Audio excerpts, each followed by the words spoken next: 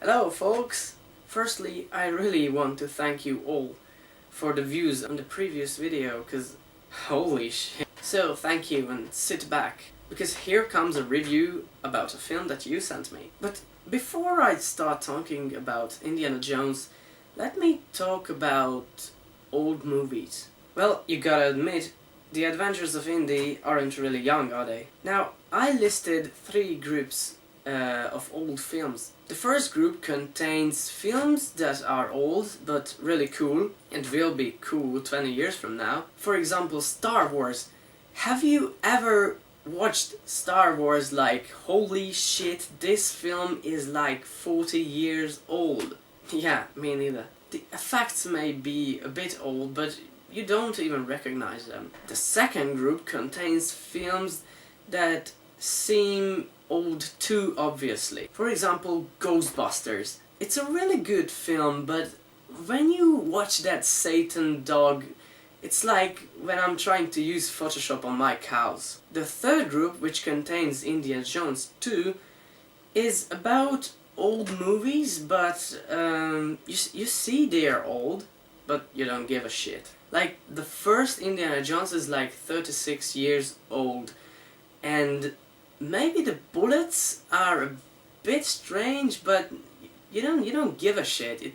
It gives you an experience like nothing else. Even if the film has this opening scene.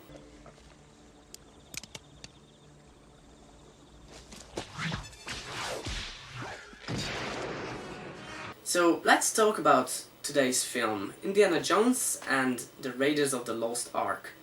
Jones, the adventurer and professor, gets the chance of a lifetime. He has to find the Lost Ark before the Nazis do, and he has to take it to the museum he usually takes treasures to.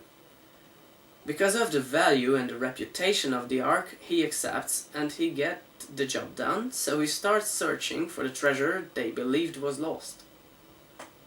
Okay, the whole plot is going around the Lost Ark and searching for the Lost Ark. And it had a big trap, and the movie just fell for that.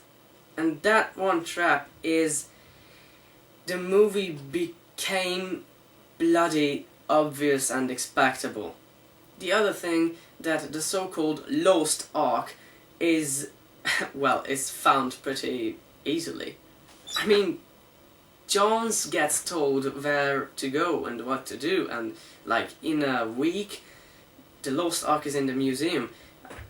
I mean, not the museum, but that's spoiler. Besides that, the movie had some mistakes, some other mistakes too. For example, the love line. I hate it because of the female character. The only thing she could do was screaming whenever they were in danger. The other thing that's fucked up is the ending. I don't want to spoiler it to those who haven't seen the film, which is a bloody shame. But come on, I really hate films which thinks the audience is stupid. So I was thinking, what makes Indiana Jones a good film? First, probable sequels. There always will be treasures and treasure hunters. So building a trilogy or even more had a high possibility, and we know they made 3 more films with more or less success. 2. Directing. Steven Spielberg is best known for his elder films, just to mention Jurassic Park, E.T. or Jaws. And Indiana Jones has earned the privilege to be called as Spielberg's finest work. I mean, some of Spielberg's finest work. You know why? For the reasons like elaborated and detailed scenes. 3. Excellent plot. The early 80s were the days of science fiction films, so bringing a plot about an archaeologist and treasure hunter was a really extraordinary idea. But you can't deny it was working. It's no coincidence that Indiana Jones is a great film to this day. 4. Memorable soundtrack. Come on, you saw that coming.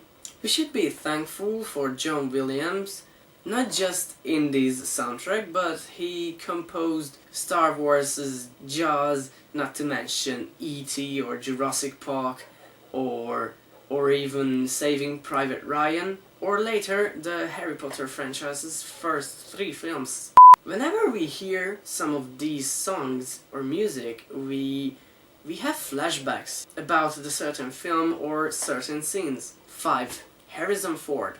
I think the most work was done by the actor himself. In my opinion, you can't imagine another actor in the role of Indy or Han Solo or Rick, can you? He was one of the best actors Hollywood had then. He's a great actor and an unbelievably corking improviser, which he showed in Star Wars and Indiana Jones too. I guess most of you didn't know, but this scene was improvised, since Mr. Ford had a bad diarrhea and at the time of need he couldn't get into the sword fight, so he just shot the guy.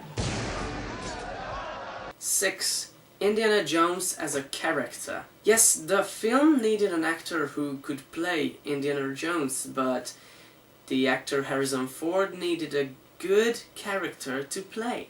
As I said, the film took some risks with the plot, but you can find some of the tools of science fiction in the plot, well, not in the character. Because the best thing about Indy is he's like John McClane. He's just a man. You heard me, a flesh person. We see him sweating and bleeding and getting tired and being afraid of snakes. He's also charming and stunningly cool, but he's not godlike. And that's the best thing that could happen to the film.